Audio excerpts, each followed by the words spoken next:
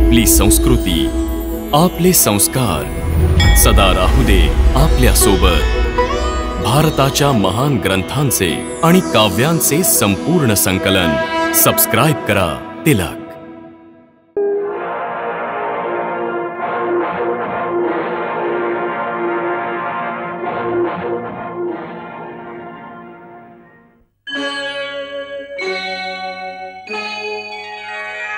कृष्णा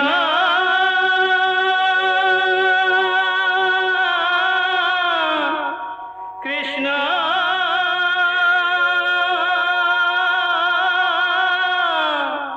हरे कृष्णा हरे हरे।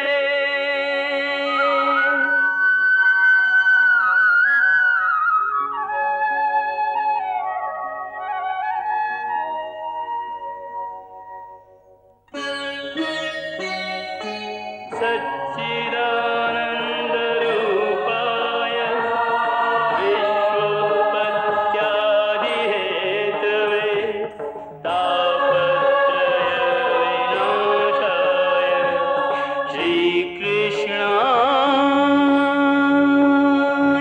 वयं नमः।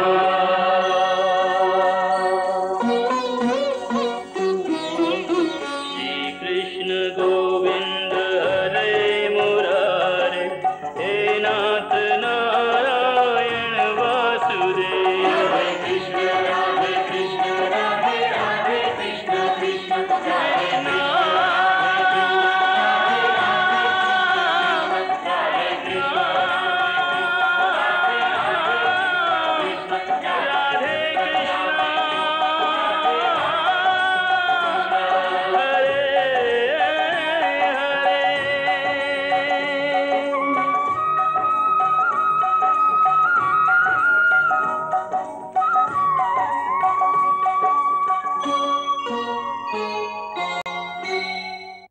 कंस मारला गेला?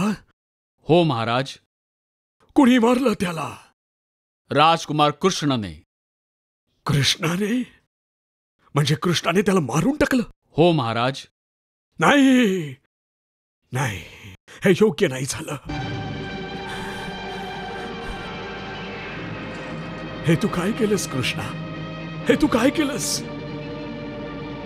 त्याला मारून तू मला माझ्या अधिकारांपासून वंचित केलंयस। त्याला मृत्यूदंड देण्याचा अधिकार केवळ माझा होता, माझा। अशा महापापी माणसाला जन्म देण्याचं जे पाप मी केलं होतं त्याचं प्रायश्चित्त हेच होतं की मी माझ्या हातांनी त्याचा वध करावा। हाच संकल्प करून तर मी गेली अनेक वर्ष या घोर अंधकारात जिवंत राहिलोय। मग तू मला माझ्या हातांनी त्याचा वध करायची संधी का नाही दिलीस? निदान मला अशा पापी माणसाला जन्म दिल्याच्या पापातून मुक्ती तरी मिळाली असती, मुक्ती तरी मिळाली असती, मुक्ती तरी मिळाली असती, मुक्ती तरी मिळाली असती।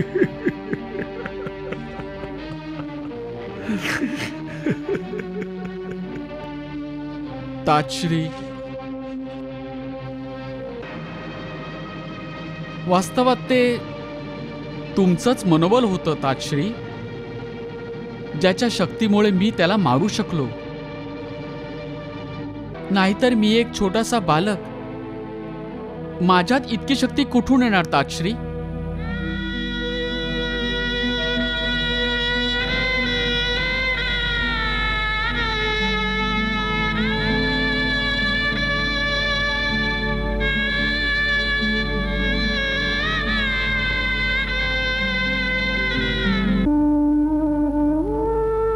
महाराज उग्रसेनांचा विजय असो!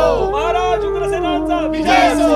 महाराज उग्रसेनांचा विजय असो! महाराज उग्रसेनांचा विजय असो!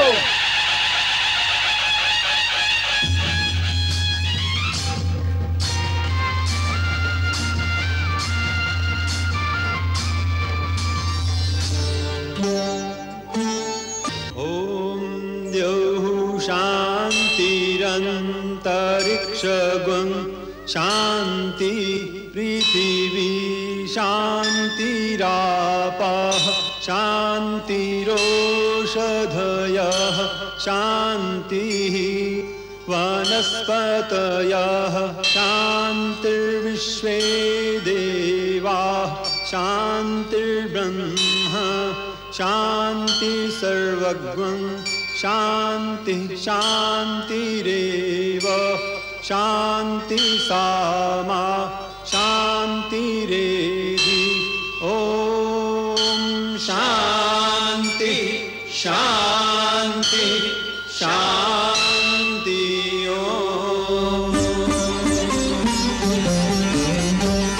महाराज उग्रसेनांचा विजय असो महाराज उग्रसेनांचा विजय असो महाराज उग्रसेनांचा विजय असो महाराज उग्रसेनांचा विजय असो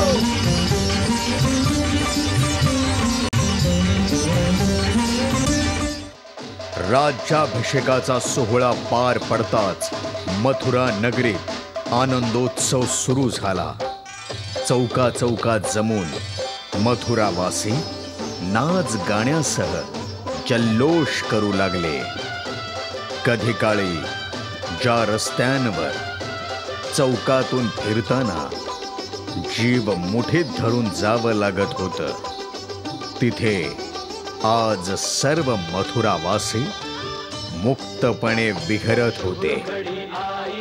धर्माने अधर्मावर, सत्याने असत्यावर, विष्णूंनी कंसावर मात करताच मथुरावासींच्या आनंदाला पारावार उरला नाही. या शुभक्षणाची वाट बघत गेले कित्येक वर्ष ते कंसाचे अत्याचार सहन करत होते. कृष्ण कृपेने महाराज उग्रसेनांना त्यांचं राज्य परत मिळालं. परंतु जेत्याच्या आवेशात ज्या गादीवर जराही हक्क न सांगता श्रीकृष्णांनी ते राजसिंहासन महाराज उग्रसेनांना परत देऊ केलं. मथुरेला आता अंधकाराचं सुद्धा भय वाटत नव्हतं. जर राजा, राज्यकर्ता, शासक कृष्णासारखा निर्मोही आणि तेजस्वी असेल तर अंधाराचं भय तरी कुणाला आणि का वाटावं. तसंच श्रीकृष्ण रूपी परमात्म्याला एकदा का तुम्ही शरण गेलात तर या आत्म्याला या ब्रह्मांडाच्या अंधाराचं तरी भय का वाटावं. आणि कुणासाठी?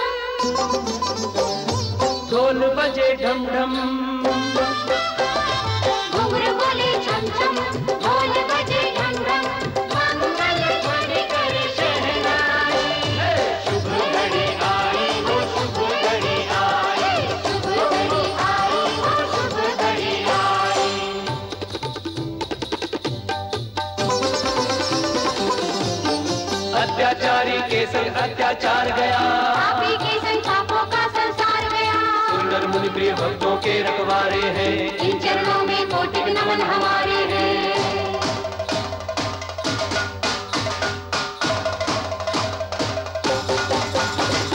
बलिहारी वसुदेव देव की मैया की, बलिहारी कान्हा के जाओ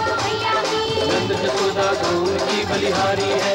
जय बोलो कृष्ण कन्हैया की। नाचो रे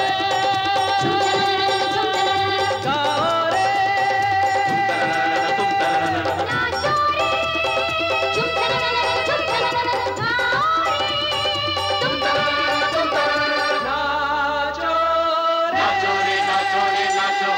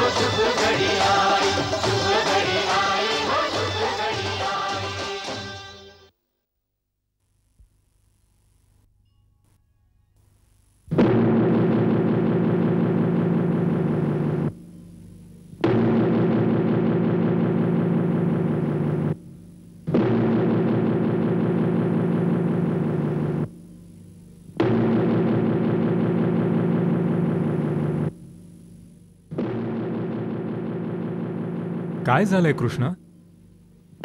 बलराम दादा, खूप कठीण वेळ जवळ येते आहे. कोणती कठीण वेळ? नंदबाबांना निरोप देण्याची वेळ. मग यात कठीण काय आहे? चल जाऊन त्यांना निरोप देऊन येऊया.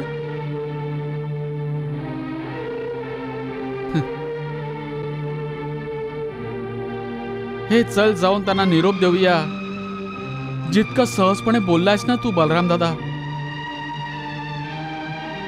तितकं सहज नाहीये नंदबाबांना निरोप देणं.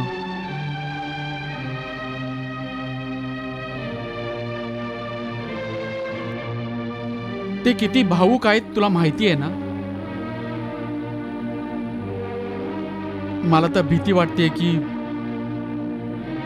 की भावनेच्या भरात येऊन त्यांनी एखादी अशी आज्ञा देऊ नये की आपल्याला त्यांच्यावर परत गोकुळात जावं लागेल. असं झालं तर जे कार्य करण्यासाठी आपण या धर्तीवर आलो आहोत त्याचं काय होईल? तर मग अशी आज्ञा नाही मानायची.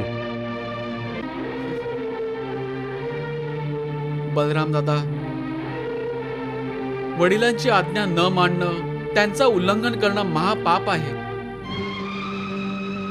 आणि त्यातही बाबांचं स्थान आपल्यासाठी वडिलांपेक्षा खूप मोठं आहे. ते आपले पालन करते आहेत बलराम दादा. त्यामुळेच ते आपल्याला पितृतुल्य आहेत.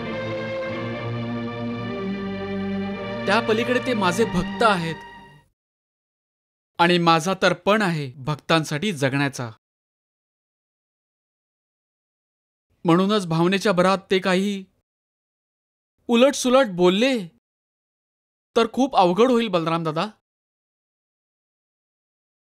तर मग विचार कर एखाद्या उपायाचा. अशा वेळी तर महामायाच सहाय्य करू शकते.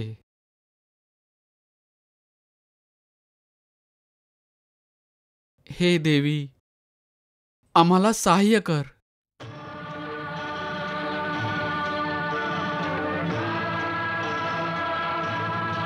आज्ञा प्रभू. नंद बाबांच्या मनातून वात्सल्य आणि मोह काढून टाका. तेथे ज्ञान लासाल निर्माण होईल असं काहीतरी करा, जेणेकरून त्यांच्या मनाची उद्विग्नता शांत होऊन जाईल. जशी आज्ञा प्रभू.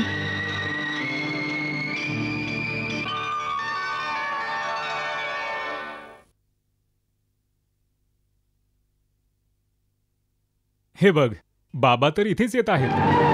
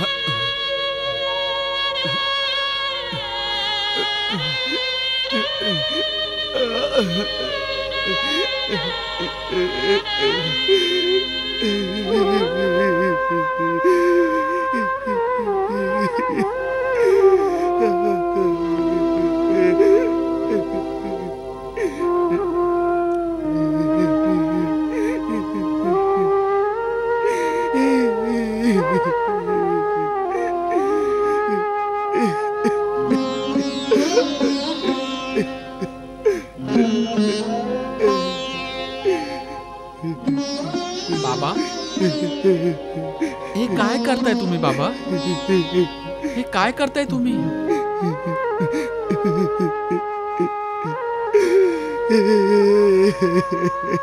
हे काय करताय तुम्ही बाबा? मी काय करू? मी काय करू कान्हा? मी काय करू? मी खूप थांबवतोय, परंतु हे अश्रू माझे थांबतच नाहीयेत.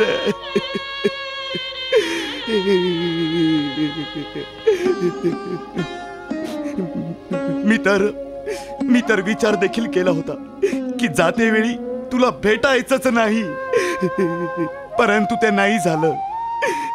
माझे पाय आपोआप तुझ्या दालनाकडे वळले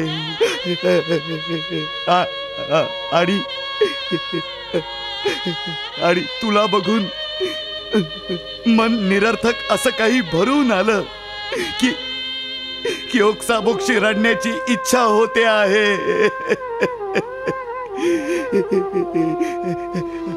आतून लाज पण वाटते आहे की परक्याच्या मुलाचा इतका मोह करायचा काय अधिकार आहे मला.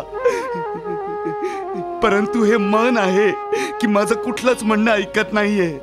वारंवार एकच गोष्ट सांगत आहे की कान्हापासून दूर जाऊन कसा जगशील नंद बाबा, कसा जगशील. यापेक्षा तर हे उत्तम आहे की इथेच त्याच्या समोर प्राण त्याग कर. तूच सांग, मी काय करू? काय उत्तर देऊ या वेड्या मनाला?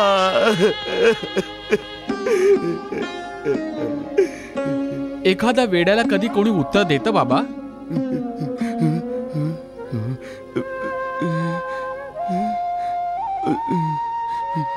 हो बाबा, तुमचं मन खरोखरच वेडपिसं झालं आहे. जे तुम्हाला हे सांगत आहे की मी परक्याचा मुलगा आहे, तर बाबा हे वेड नाही तर अजून काय आहे? बाबा, कोण म्हणतं की तुम्ही माझे पिता नाही आहात? कोण म्हणतं बाबा? बाबा, खरा पिता तर तोच आहे, खरी आई तर तीच आहे, जे कुणा हातबल मात्या पित्याने तागलेल्या मुलाचं आपल्या मुलाप्रमाणे पालन पोषण करतात. बाबा, लहानपणापासून ना मी आईला पाहिलं आहे ना वडिलांना पाहिलं आहे. केवळ यशोदा मैयाला माता आणि नंद बाबांना पिता समजून आम्ही मोठे झालो आहोत बाबा.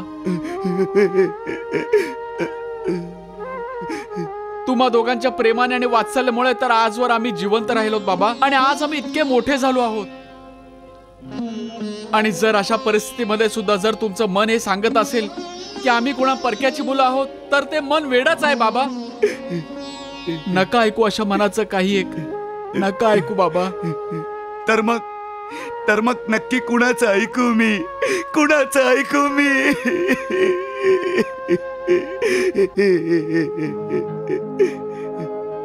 बाबा,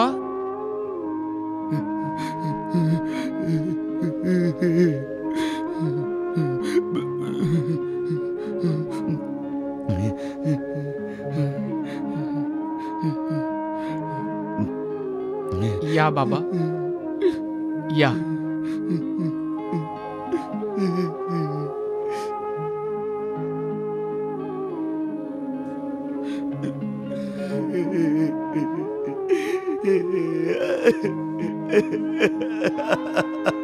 नाही.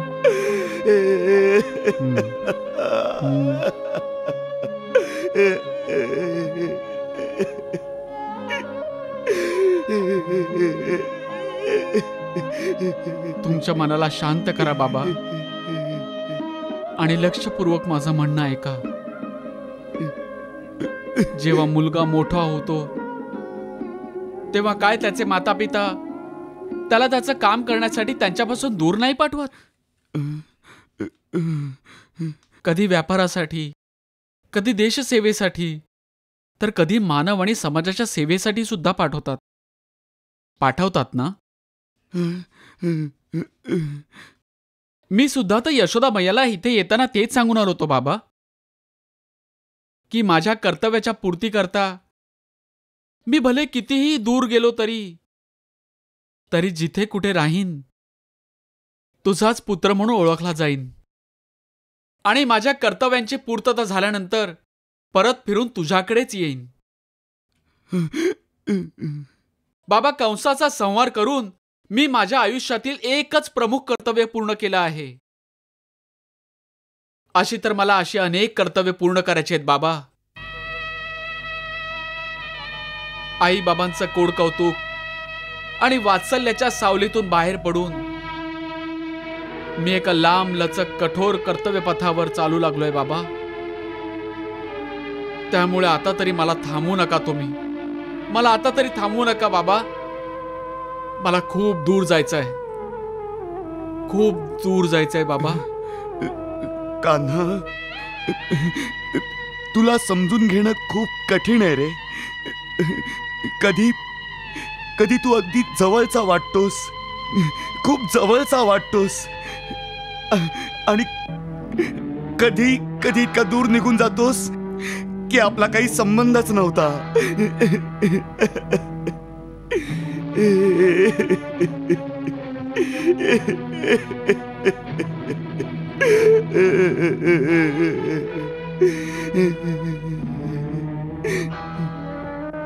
पण हेच सत्य आहे बाबा.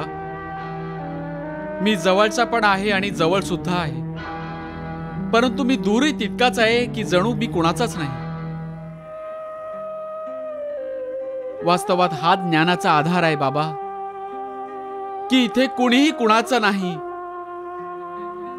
ना कुणी कुणाचा पिता आहे, ना कुणी कुणाचा पुत्र. ही सगळी नाती गोती, हे वात्सल्य, हे मोहाचे पाश, हे शत्रुत्वाचे पाश, हे सर्व मायेचा दृष्टीभ्रम आहे बाबा. सर्व मायेचा दृष्टीभ्रम आहे. आपल्या पूर्वजन्मांच्या कर्मानुसार प्रत्येक जन्मात नवनवीन संबंध, नवनवीन नातं बनतात आणि तुटत राहतात. कोणताही संबंध, कोणताही नातं चिरकाल टिकणारं नसतं. प्रत्येक जन्मात हे बदलत राहतं. चिरकाल केवळ राहतात सत्य आणि भगवान. म्हणून भगवंताचं एक नाव सत्यनारायण देखील आहे बाबा.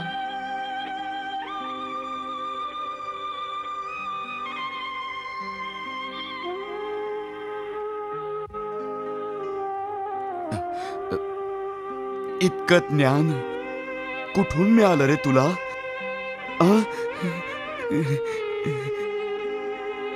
काही लोक म्हणतात की तू भगवान आहेस. खरं खरं सांग, तू भगवान आहेस?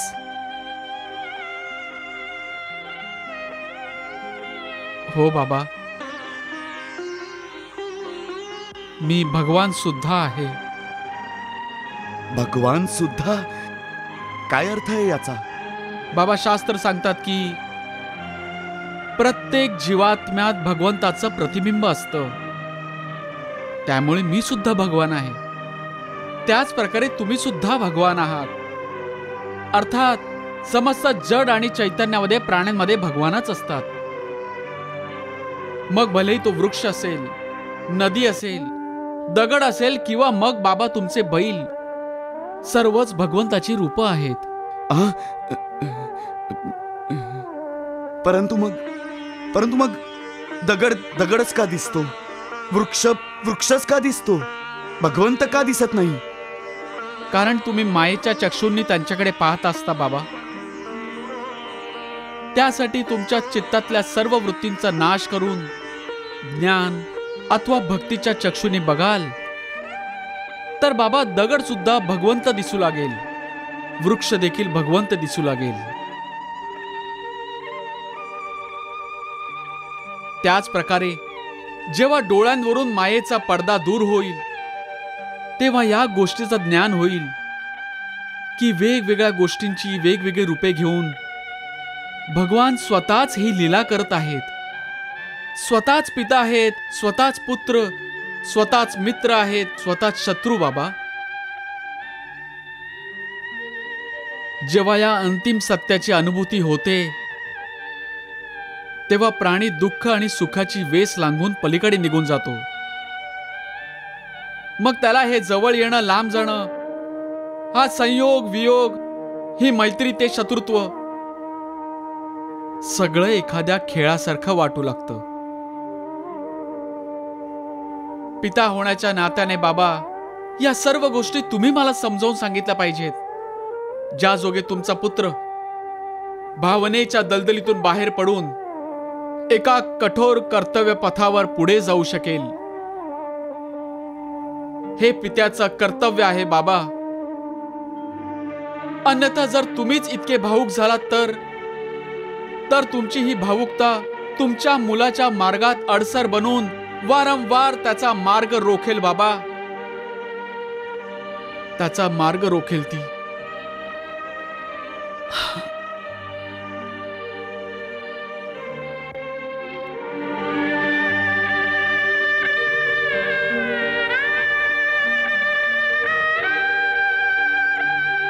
कान्हा,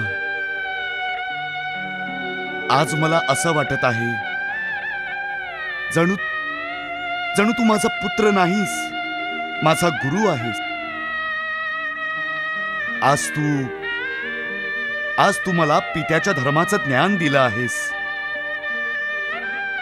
मग घे, आज तुझा हा बाबा वचन देतो आहे की आतापासून तो कधी रडणार नाही, की तुझ्या मार्गात अडसर बनणार नाही.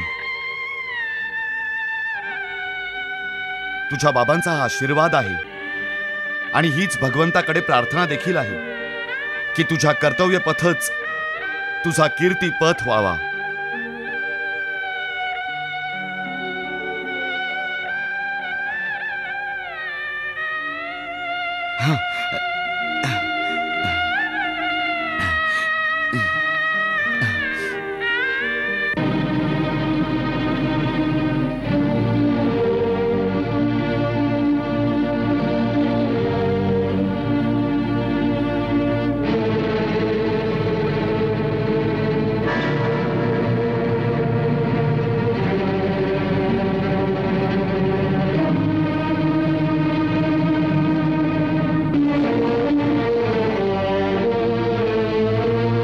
तुम्ही दोघांनी सदैव विजयी व्हावं.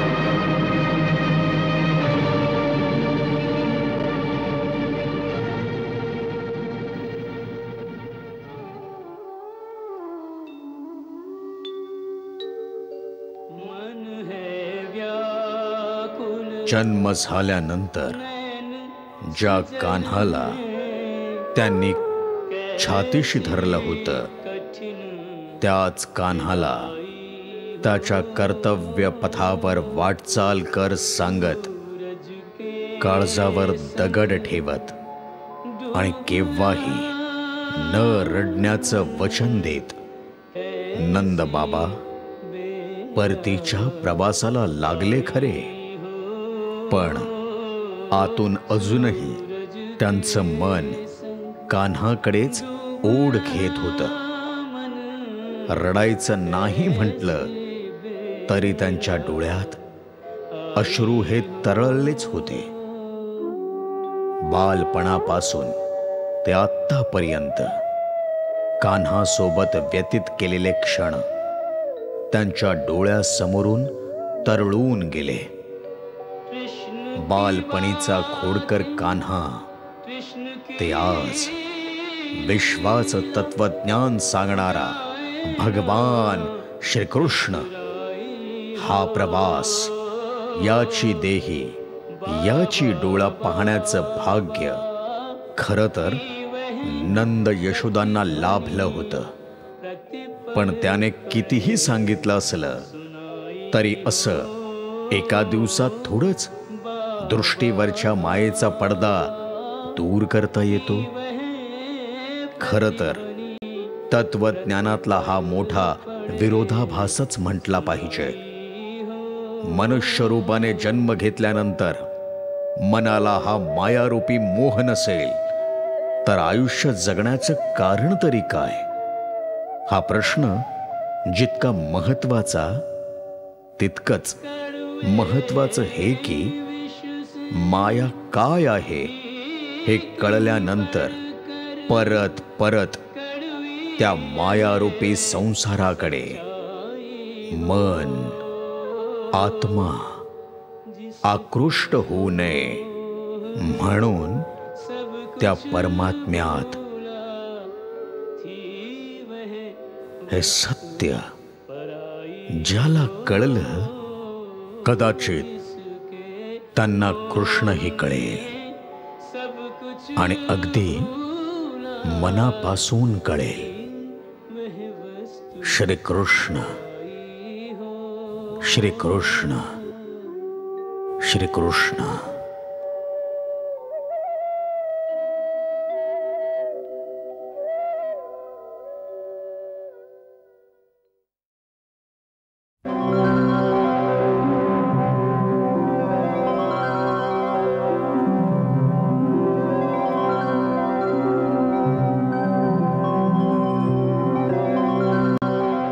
भगवान,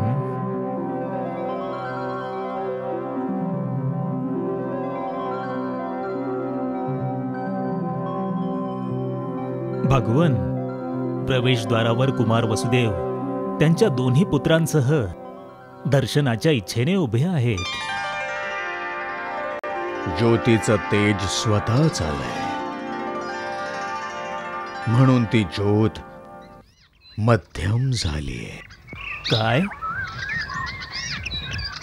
मी स्वतःच त्यांच्या स्वागतासाठी जातोय.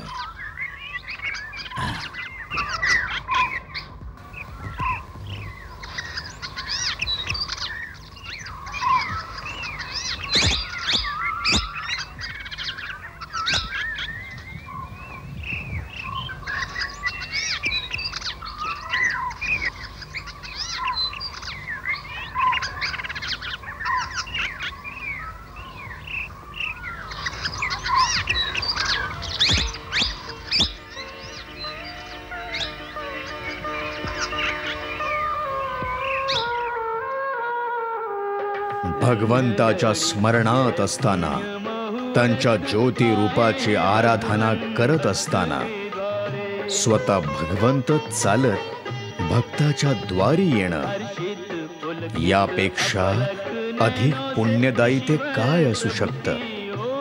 महर्षी गर्गांना आता याची प्रचिती येत होती. शेष, महेश, गणेश, सुरेश ज्यांचं सकाळ सायंकाळ नित्य स्मरण करतात ते स्वतः श्रीकृष्ण, बलराम आणि वसुदेवांसह गर्ग ऋषींच्या आश्रमात आले होते. काय म्हणावी ती श्रीकृष्णांची लीला.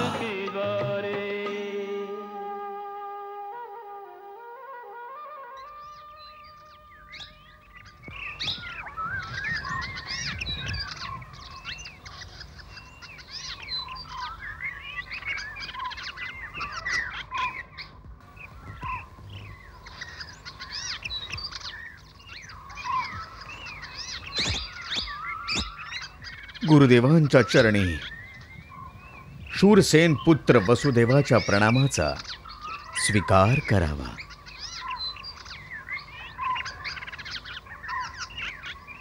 सत्यमूर्ती कुमार, कीर्तिमान भावा.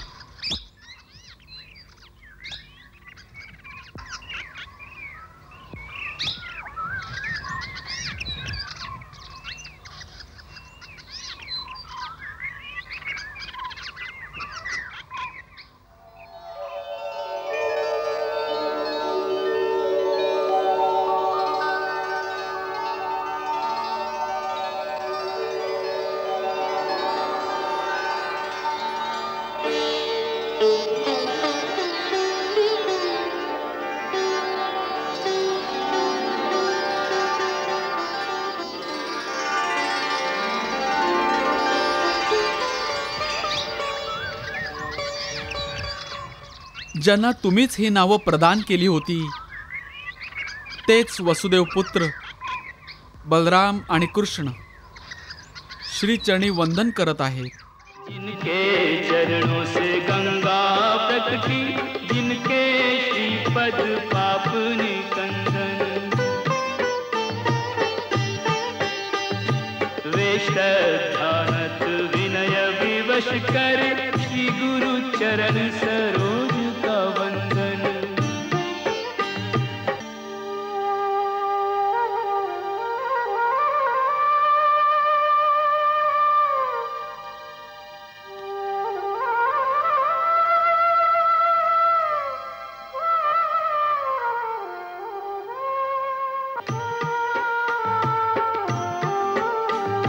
मुनिवर प्रभु को कंठ लगा के गदगद हो करते अभिनंदन. कौन है भक्त और कौन प्रभु है, गर्भ की बाहों में देवकी नंदन.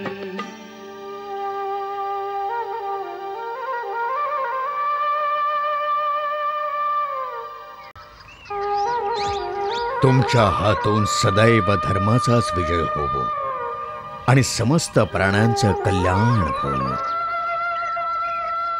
या कोटेत तुमचं स्वागत आहे, स्वागत आहे.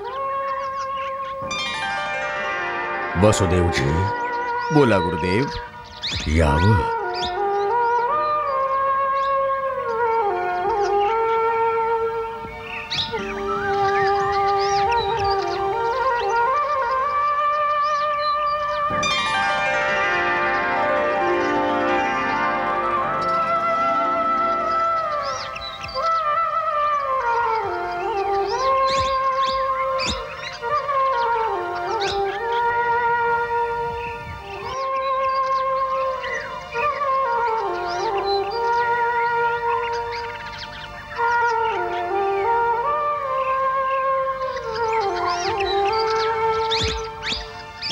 वसुदेवजी, या बसा.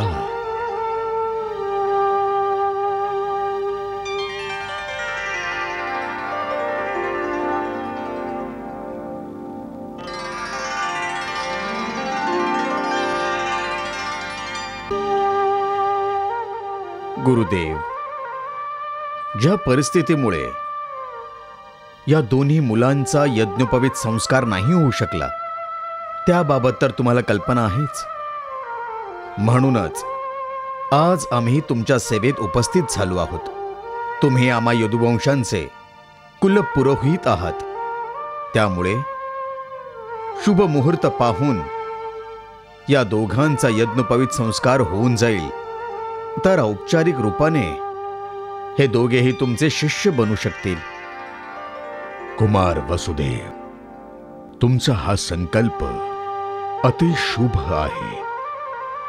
शुभ आणि अशुभ मुहूर्तांचा विचार तर सामान्य संसारिक जीवांकरता असतो, परंतु काही असे उच्च कोटीचे आत्मे सुद्धा असतात जे स्वतः परमात्मा स्वरूप असतात.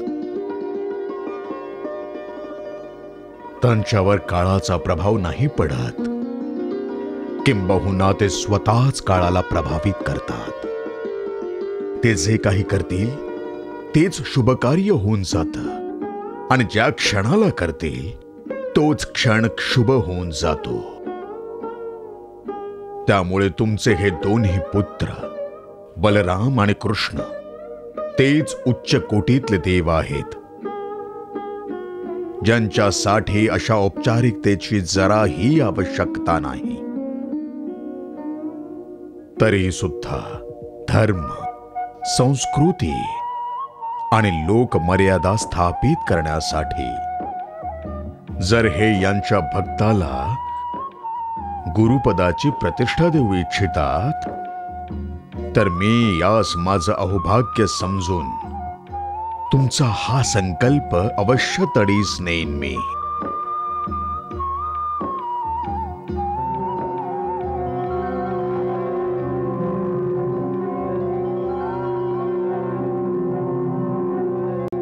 माझ्या मते परवाच असा शुभ दिवस आहे जेव्हा हे सत्कार्य केलं गेलं पाहिजे. आता तुम्ही लवकरात लवकर सर्व प्रबंध करून राजपुरोहित सत्यकांना प्रार्थना करा की त्यांनी पूजा आणि हवनासाठी सामुग्री गोळा करावी. जशी आज्ञा गुरुदेव.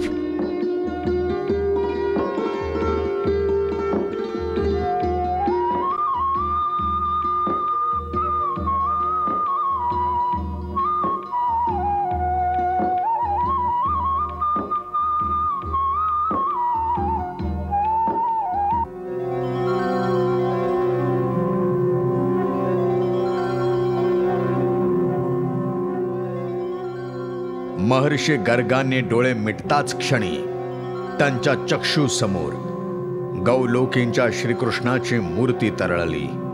शेष, गणेश, महेश, दिनेश, सुरेश इत्यादी देवता ज्यांचं सकाळ सायंकाळ नित्य स्मरण करतात, ज्यांचं चतुर्वेद अनादी अनंत अखंड अभेद असं वर्णन करतात, त्या विष्णूंचा अवतार श्रीकृष्णांचं दर्शन गर्ग महर्षींना झालं.